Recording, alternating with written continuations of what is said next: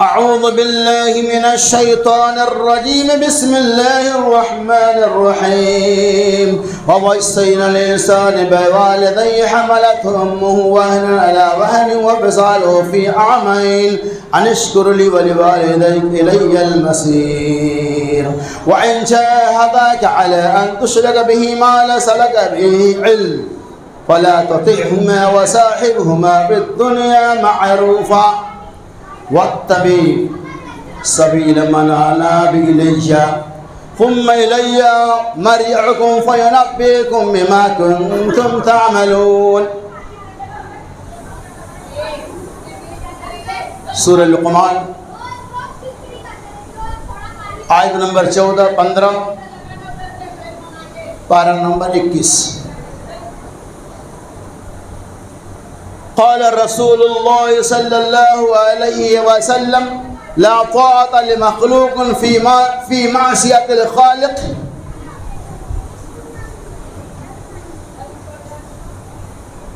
إنما الطاعة في المعروف رواه البخاري. وفي رواية أخرى قال رسول الله صلى الله عليه وسلم لا طاعة لأحد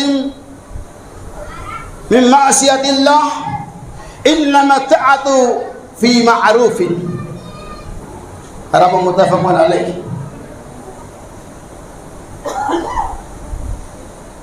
ہر قسم کی حمد و تعریف، بڑائی اور کبریائی، ثنا اور خوبی اللہ عز و جل کے لیے ہے، جس کی توفیق سے اس کے پچھلے خطبہ جمعہ میں والدین، حقوق الوالدین کی مناسبت سے چند باتوں کی وضاحتیں کی گئی تھی.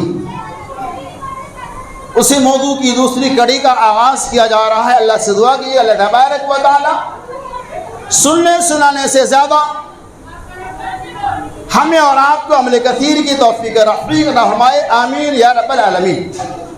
میرے دوستو، بزرگوں اور ساتھیوں، جیسا کہ آپ اس بات کو جانتے ہیں کہ اس دنیا کے اندر اللہ تبارک و تعالی کی عبادت کے بعد، اللہ تبارک و تعالی کی اتباع و فرمانبرداری کے بعد سب سے زیادہ کوئی اگر عبادت کے مستحق ہے، سب سے زیادہ کوئی اطاعت و فرمانبرداری کے مستحق ہے، تو ہمارے ماں اور باپ ہیں، جس کے ذریعے اللہ تبارک و تعالی نے ہمارا وجود بخشا. ایسے والدین اور ماں باپ کی فضیلت کی مناسبت سے کتاب و سنت کے اندر بے شمار آیت اور روایت کو پیش کیا گیا ہے.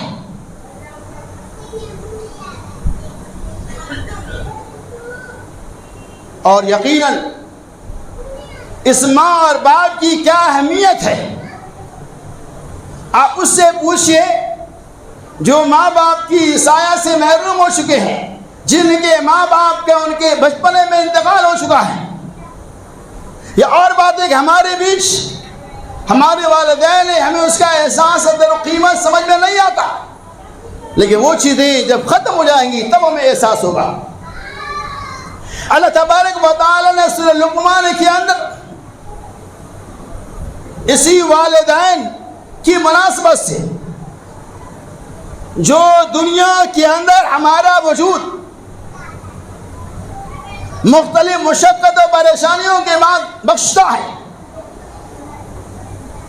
بے شمار مراحل سے گزرتے ہوئے ہماری والدہ ہمیں جنتی ہے، ہم دنیا میں اپنی آنکھیں کھولتے ہیں. اللہ تبارک و تعالی نے فرمایا وَوَصَّيْنَا الْإِنسَانَ بِوَالِدَيْهِ حَمَلَتْهُ أُمُّهُ وَهْنًا عَلَىٰ وَهْنٍ وَفِصَالُهُ فِي عَامَيْنِ. اور ہم نے لوگوں کو اس بات کی وصیت کی یہ کہ وہ اپنے ماں باپ کے ساتھ اچھا سلوک کریں. کیوں؟ اس لیے کہ اس کی ماں نے اسے حملت امہ وہن علی وہن، اس لیے کہ اس کی ماں نے اسے تکلیف در تکلیف کو برداشت کر کے، بوجھ کو اٹھا کر کے اور فصالہ فی عامین، اور جننے کے بعد 2 سالوں تک انہوں نے دودھ کو پلائی، 2 سال کی مدت کے بعد دودھ کو چھوڑا. اسی لیے قرآن نے کہا ایسے ماں باپ کے ساتھ ہمیں حسن سلوک سے پیش آنا چاہیے. وَفِصَالُهُ فِي عَامَيْنِ أَنِ اشْكُرْ لِي وَلِوَالِدَيْكَ، میرا بھی شکریہ ادا کرو اور اپنے ماں باپ کی بھی شکریہ ادا کرو. دوسری جگہ اللہ نے فرمایا کہ اللہ کی عبادت کرو اور اس کے بعد اپنے ماں باپ کی عبادت کرو. یہاں اللہ نے فرمایا ان اشکر لی ولوالدیک، میرا شکریہ ادا کرو، یعنی میرا بھی شکر گزار بنو. یعنی اللہ تعالیٰ لی کی نسبت اپنے طرف جوڑ کر لوگوں کو پہلے اپنی شکر گزاری کا حکم دے رہا. ان اشکر لی، میرا شکریہ ادا کرو، ووالدیک، اور اپنے ماں باپ کا بھی. الی المصیر، اور تم تمام لوگوں کو ہماری طرف لوٹ کر آنا ہے. وَإِن جَاهَدَاكَ عَلَىٰ أَن تُشْرِكَ بِهِ مَا لَيْسَ لَكَ بِهِ عِلْمٌ. کتنی پیاری بات ہے. اللہ نے اگر تمہارے ماں باپ تمہیں کسی گناہ پہ آمادہ کرے، تمہارے ماں باپ تمہیں شرک میں مجبور کرے، تو قرآن نے کیا کہا؟ وَإِن جَاهَدَاكَ عَلَىٰ أَن تُشْرِكَ بِهِ مَا لَيْسَ لَكَ عِلْمٌ، جس کا تمہیں علم نہیں ہے، فَلَا تُطِعْهُمَا وَصَاحِبْهُمَا فِي الدُّنْيَا مَعْرُوفًا، تم ان دونوں کی اتباع اور پیروی نہ کرو، تم ان دونوں کی باتوں کا مت مانو. وَصَاحِبْهُمَا فِي الدُّنْيَا مَعْرُوفًا، اور دنیاوی معاملات کے اندر ان کے ساتھ خیر کا معاملہ رکھو. فَلَا تُطِعْهُمَا وَصَاحِبْهُمَا فِي الدُّنْيا مَعْرُوفًا وَاتَّبِعْ سَبِيلَ مَنْ أَنَابَ، اور اس کی اتباع کرو، اس راستے کی پیروی کرو جو میرے طرف جھکاتا ہے. ثُمَّ إِلَيَّ مَرْجِعُكُمْ، اور پھر تمام کے تمام لوگوں کو ہماری ہی طرف لوٹ کے آنا ہے، تم لوگ ہماری طرف ہی لوٹ کے آنے والے ہو. وَأُنَبِّئُكُم بِمَا كُنتُمْ تَعْمَلُونَ، اور ہم تمہارے عملوں کے بارے میں تمہیں آگاہ کر دیں گے، تمہیں خبر دے دیں گے. پھر آیت بینات کے اندر اللہ تبارک و تعالی نے دنیا انسانیت کو ایک بہت بہترین پیغام دیا. پیغام پہلا کیا تھا؟ اپنے ماں باپ کے ساتھ حسن سلوک کرو. کیوں کریں گے؟ اس لیے کہ حملت ام وحن علی وحن، اس نے ہمیں اپنے پیٹ کے اندر تقریباً کم و بیش 9 مہینہ تک رکھ کر 9 مہینے کی تکالیف و پریشانیوں کو جھیل کر دنیا میں ہمارا وجود بخشا. ہماری خاطر وہ اپنی تمام خواہشوں لوازمات کو، تمام نفسیاتی خواہشات کو ترک کر دیا کہ پیٹ میں پلنے والے بچے کو کوئی تکلیف نہ ہو. حملت ام وحن علی وحن وفصاله فی عامین، اور چلنے کے بعد 2 سال تک دودھ پلاتی. امام غزالی رحمت اللہ علیہ کہتے ہیں کہ والدہ جس نے ہمیں جنی، جس کے ذریعے ہم دنیا میں آئے، آج مسلمانوں اپنی ماں باپ کی قدر و قیمت نہیں سمجھتے. امام غزالی رحمت اللہ علیہ کہتے ہیں ماں کو چلنے کے وقت درد سوہ میں جو تکلیف ہوتی ہے پوری زندگی اگر کوئی بندہ، کوئی لڑکا یا لڑکی ماں کی خدمت کرتے رہے، درد ذہ کی قیمت کو بھی ادا نہیں کر سکتا ہے. اتنی تکلیف کا سامنا کرنے کے بعد ہماری ماں ہمیں دنیا میں وجود بخشی ہے. اور ایسی ماں کو ہم خدمت کرنے کے بجائے گالیاں دیں، ایسی ماں کو ہم دشنام درا دیا کریں، ایسی ماں کو ہم مارے اور پیٹے، ایسی ماں کو ہم کھانا دانا پانی بند کر دیں، اس سے بڑا ناانصافی اس کائنات کے اندر اور کیا ہو سکتا ہے؟ کیا پتہ چلا؟ ہمیں اپنے ماں باپ کے ساتھ حسن سلوک سے پیش آنا چاہیے. اور پھر قرآن کی فساد دیکھیے، اللہ اکبر. وَاتَّبِعْ سَبِيلَ مَنْ، اور اس کی اتباع کرو، اس راستے کی اتباع کرو جو ہمارے طرف جھکانے والا راستہ ہو.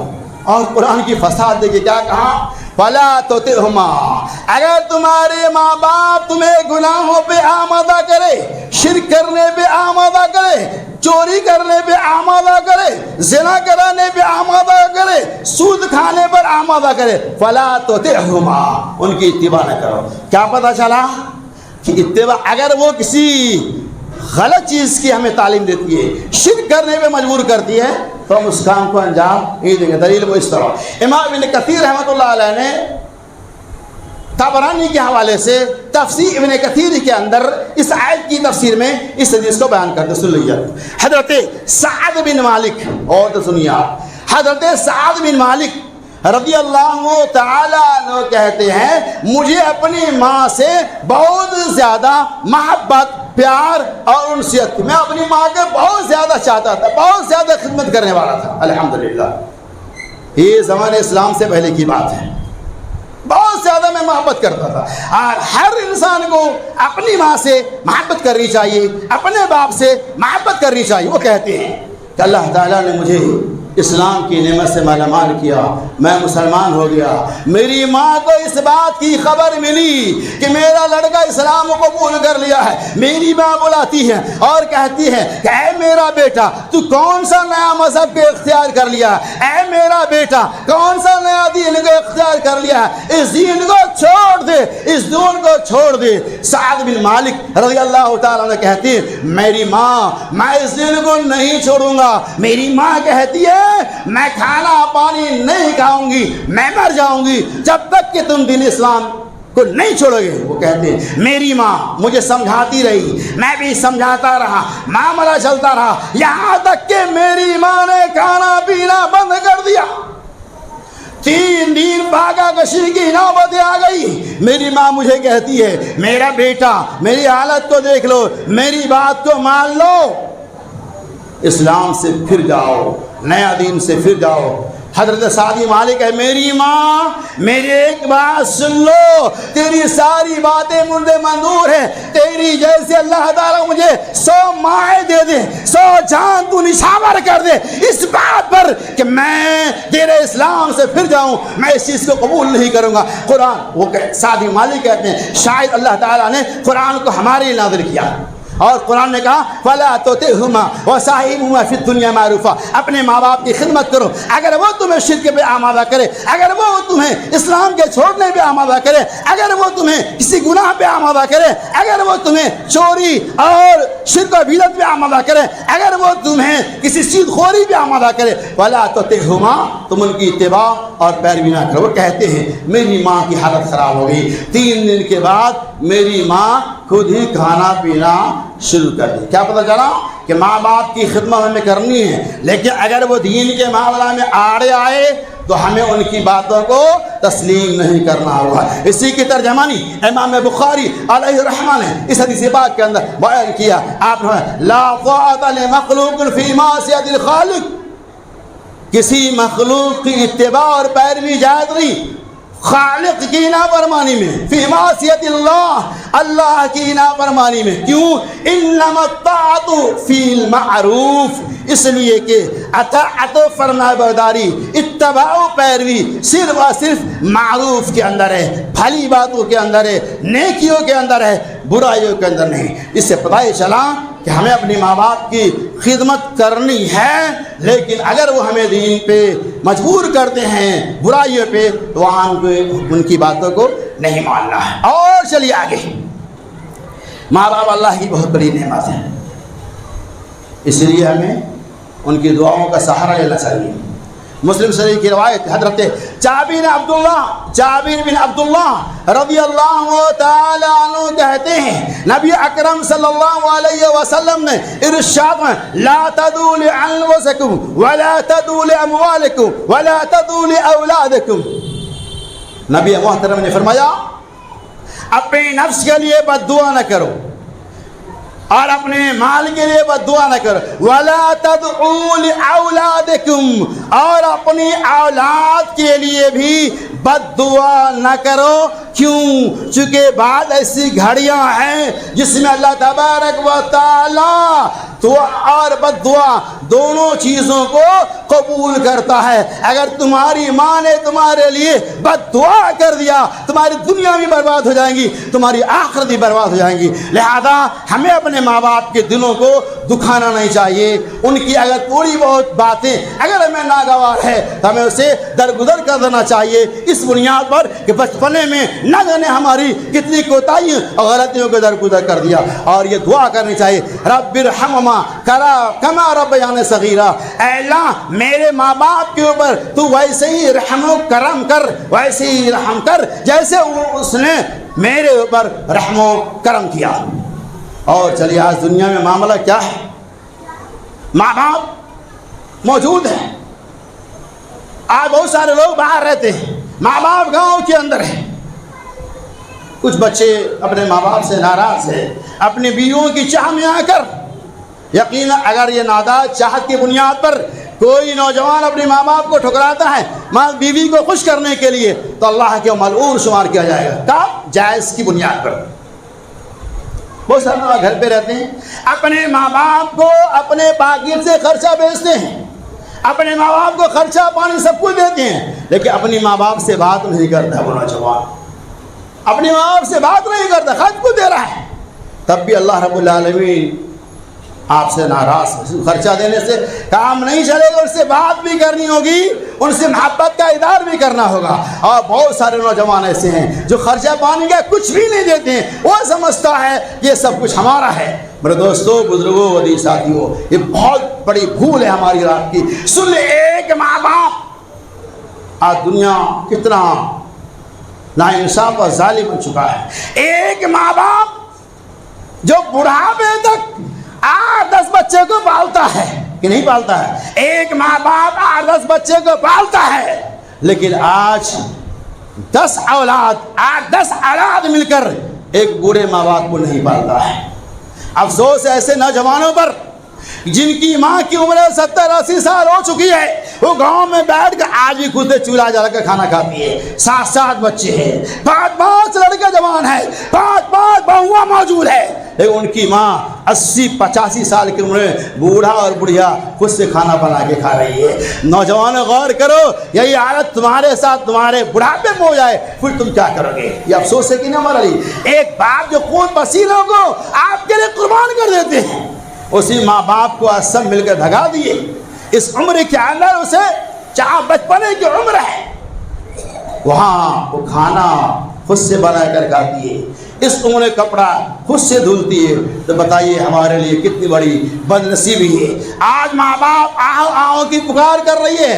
10 سال 12 سال 15 سال ہماری عمریں گزر چکی بمبئی یا دنیا کے کسی شہر میں، ہم ماں باپ کی خبر گیری نہیں لیتے ہیں. اور جب یہ خبر ملتی ہے کہ والدہ کا انتقال ہو گیا تو ہماری والدہ ہمارے باپ زمین پہ سیر کر رہے ہوتے ہیں اور بیٹا آسمان پہ سیر کر رہا ہوتا ہے. کیا کہتا ہے؟ رک جاؤ، فلائٹ سے آ رہا ہوں میں جب تک نہیں آؤں گا میری والدہ کو دفنانا مت. یہی اولاد جنہوں نے 15 سال تک خبر گیری نہیں لی، آج ان کی لاش کو 2 دن تک رو دیتا اور کہتا ہے میں جب تک نہیں آؤں گا میرے ماں باپ کو دفنانا پڑا. یہ کون سی محبت کا اظہار ہے؟ تو کہنے کا مقصود میرا یہ ہے کہ والدہ یہ اللہ کی بہت بڑی نعمت ہے، ہمیں اور آپ کو اس کی قدر کرنی چاہیے. اور چلیے آگے. حضرت عبداللہ بن عمرو بن عاص رضی اللہ تعالیٰ عنہ کہتے ہیں ایک شخص اللہ کے رسول صلی اللہ علیہ وسلم کی خدمت عرض میں حاضر ہو اور کہتے ہیں یا رسول اللہ صلی اللہ علیہ وسلم، میرے والد میری دولت کو چھیننا چاہتے ہیں، میرے والد میرے دولت کو مجھ سے لینا چاہتے ہیں. نبی محترم محمد رسول اللہ صلی اللہ علیہ وسلم نے ارشاد فرمایا اے نوجوان سن لے، تو اور تیری جائیداد تیرے باپ کا ہے. کہ تو یعنی جتنی اولاد ہے وہ باپ کی ہے اور تیری جو بھی کمائی ہے وہ باپ کی ہے. لہٰذا اگر باپ بڑھاپے کو پہنچ جائے اور وہ کمانے سے معصور ہو جائے تو اولاد کی ذمہ داری ہے کہ اپنے ماں باپ کو کھانا خرچہ دے، اپنے ماں باپ کو کھلائے اور پلائے، اور اس قدر اپنے ماں باپ سے محبت کرے کہ اسے اپنے بڑھاپے کا احساس بھی نہ ہو. ایسے بہت سارے نوجوان الحمدللہ جن کے ماں باپ بوڑھے ہو چکے ہیں لیکن ان کی زندگی بادشاہانہ زندگی دنیا سے گزار کے وہ چلے گئے. اللہ تعالی ہمیں ایسا نوجوان بنائے کہ ہمارے والدین ماں باپ کو بڑھاپے کی عمر میں اس بات کا احساس نہ ہو کہ میری اتنی زیادہ عمر ہو گئی ہے اور میں پریشان حال ہوں. یہ کون نوجوان کریں گے؟ وہ کریں گے جو نیک اور صالح ہے. ہر انسان کو ایسا نوجوان بننے کی ضرورت ہے. لہٰذا اللہ سے دعا کر اللہ تعالیٰ ہمیں اپنے والدین کی خدمت کی توفیق رفیق عطا فرمائے. اور چلیے آگے میرے بھائیو، بہت دکھ اور درد کی بات ہے، آج پوری دنیا کے اندر اولڈ ہاؤس بنا ہوا ہے، جس کا اردو مانا پرانا. اولڈ ہاؤس، بوڑھے لوگوں کا گھر، پرانے لوگوں کا گھر. آج دیکھیں بہت سارے لوگ اپنے ماں باپ کو جن کی عمریں 70 سال 80 سال کی ہو جاتی ہیں، اللہ بچائے، بد دعا کرتے رہتے میرا بوڑھا بڑھیا کب مر جائے گا. نہیں، یہ اللہ کا سایہ ہے. اس وقت تو یاد کرو نوجوانوں، جب تم بمبئی سے گھر جانے والے ہوتے ہو، تمہاری ماں زندہ تھی، وہ انتظار کر رہی تھی. رات کا 12 بج گیا، 1 بج گیا، میرا پیارا نہیں آیا، میرا دلارا نہیں آیا، میرا دل کا ٹکڑا نہیں آیا. 2 بج گیا، 2 بجے رات تک دروازے کھول کر تیری ماں تیرے انتظار میں بیٹھتی تھی. کیا تیری بیوی بیٹھ سکتی ہے؟ اور ماں کو اس وقت چین نہیں ہوتا جب تک آپ گھر کے دروازے پہ دستک نہیں دے دیتے اور تیری ماں تجھے دیکھ نہیں لیتی. اور آج تو اپنوں سے بوڑھی ماں کو اولڈ ہاؤس میں بیٹھا رہا ہوں. میں نے اولڈ ہاؤس کا انٹرویو پڑھا تھا، بڑے افسوس کی بات ہے. اولڈ ہاؤس کے اندر زیادہ تر 90% لوگ بڑے گھرانے کے ہیں. انٹرویو بات سامنے آئی تھی، پوچھا گیا، میڈیا والے نے پوچھا کہ آپ کا گھر کہاں ہے، آپ کا کہاں ہے، آپ کا کہاں ہے. سب سے پوچھا، کسی نے کہا میرا لڑکا لندن میں رہتا ہے، ڈاکٹر ہے. کسی نے کہا میرا لڑکا امریکہ میں رہتا ہے، وہ انجینئر ہے. کسی نے کہا میرا لڑکا فلاسفر ہے. کسی نے کہا میرا لڑکا ڈاکٹر ہے. کسی نے کہا میرا لڑکا، بڑے بڑے عہدے کا تذکرہ بیان کیا گیا. اور میرے بوڑھے ماں باپ جس کی عمریں 70-80 سال کی ہو گئی، جس نے جائیداد کو بیچ کر اپنے بچوں کو ڈاکٹر انجینئر فلاسفر بنایا تھا، اور وہی اولاد اپنے ماں باپ کو اولڈ ہاؤس میں بیٹھائے ہوئے ہیں، اولڈ ہاؤس میں بھیج دیا ہے. ماں باپ سے اتنی نفرت ہو گئی، یہ حرام ہے. اولڈ ہاؤس جس نے گورنمنٹ نے بنائی ہے، جس نے بنائی ہے، حرام ہے اس کے اندر ڈالنا.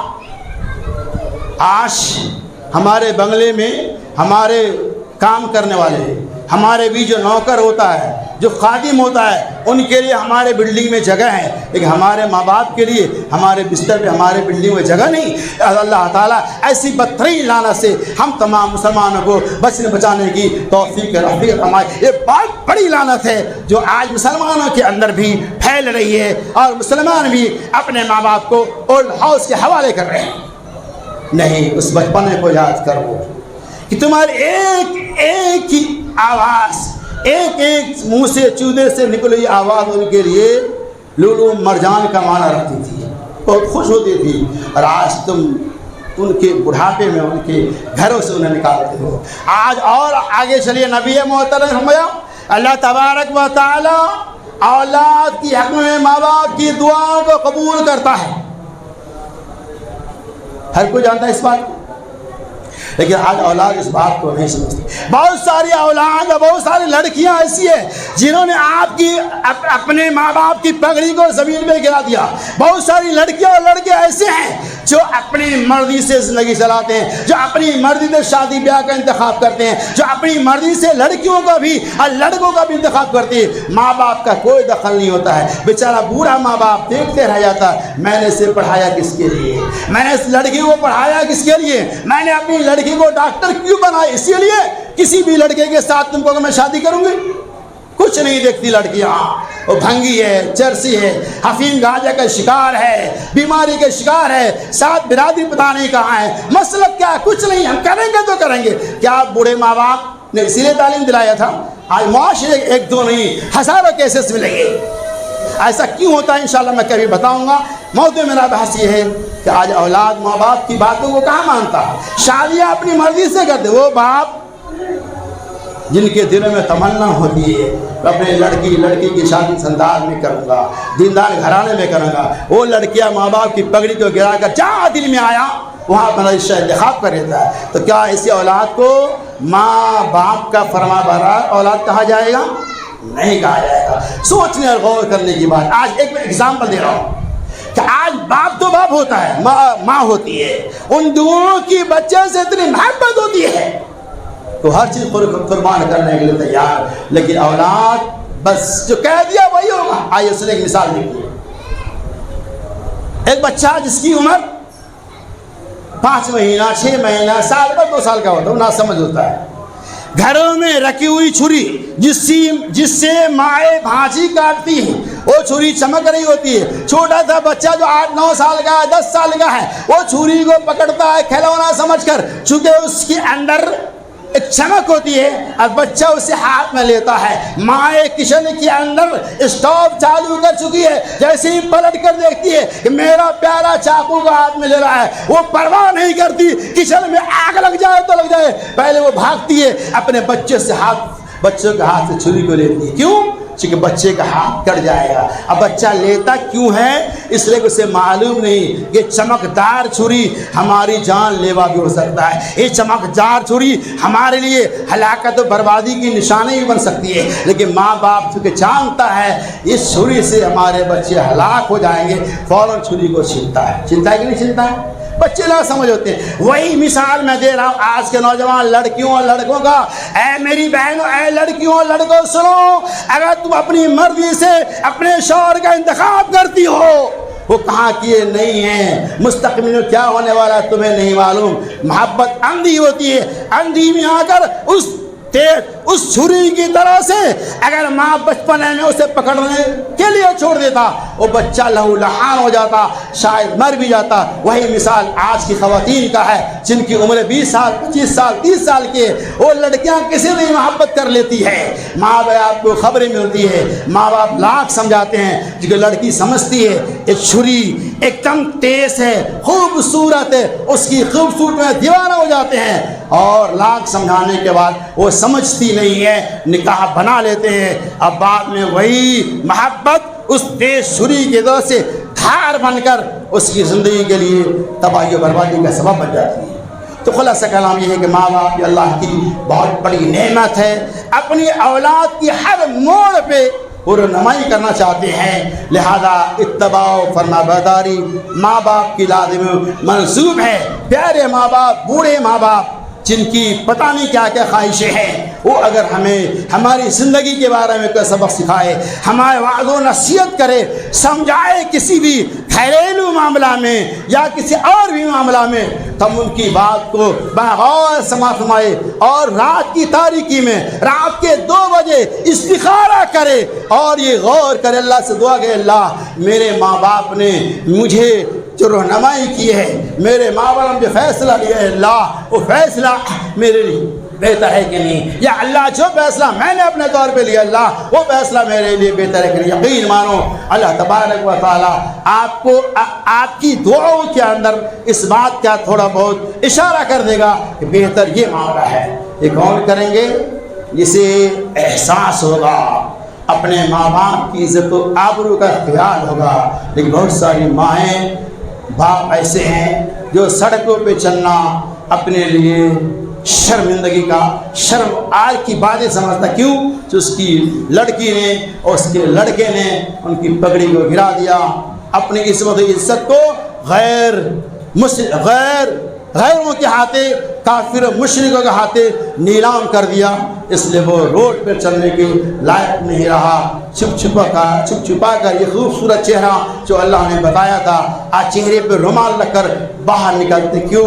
اسی اولاد کی خاطر جو اپنے ماں باپ کی پگڑی کو گرا دے۔ لہٰذا اللہ سے دعا کرتا ہوں ایسے ناکارہ اولاد سے ہماری اولاد کو اللہ محفوظ اور معمول رکھ۔ اے اللہ تمام اولادوں کو، بال بچوں کو اللہ اس کے رسول کی اتباع کے ساتھ ساتھ اپنے ماں باپ کے جائز طریقہ سے ان کے حقوق کی اتباع اور پیروی کرنے کی توفیق رفیق فرمائے، آمین۔ وآخر دعوانا الحمد للہ رب العالمین۔